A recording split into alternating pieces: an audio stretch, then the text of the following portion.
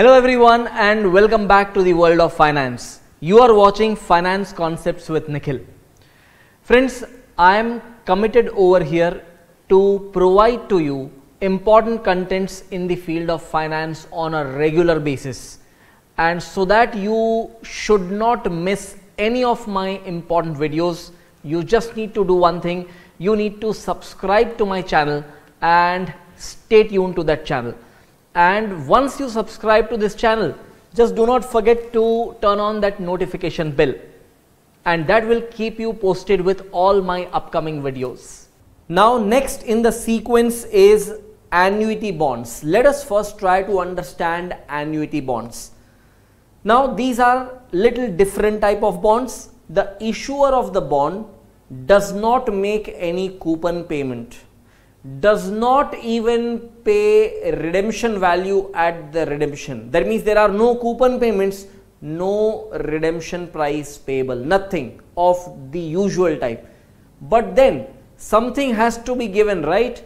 So whatever cash flows are given by the issuer to the holder in case of annuity bonds are basically annuities. That means these are cash flows which neither represents coupon payment nor represents redemption price, but all the cash flows are arranged in a way that the cash flows each year becomes same. That means a constant amount of cash flow is payable by the issuer to the holder every year. For example, if it is a 5-year annuity bond, then for the 5 years from the date of issue, every year an exact amount will be paid by the issuer to the holder, and those amounts are called annuities.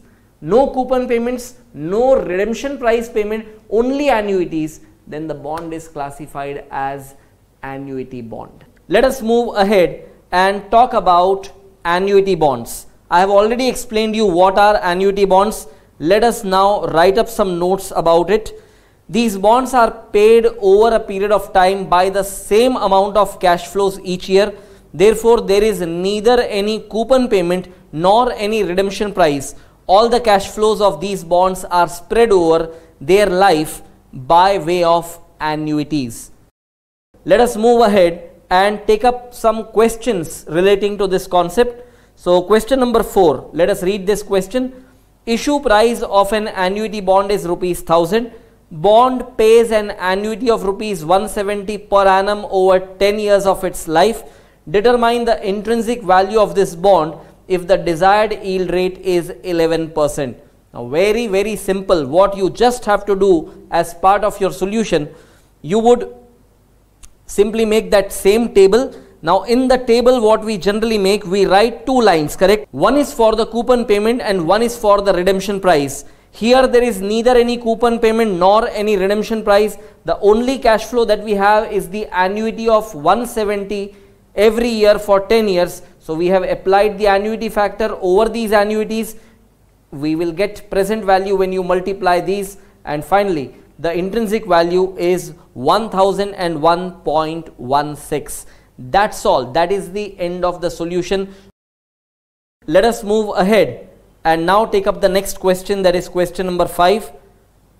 It says intrinsic value of an annuity bond is 1086, desired yield rate is 10%, remaining period of maturity is 6 years. You are required to determine the amount of annuity receivable by investor every year. So here it is a reversal calculation. Annuities are missing, but the discounting rate is given and the intrinsic value is also given. So simply let us see how to present the solution.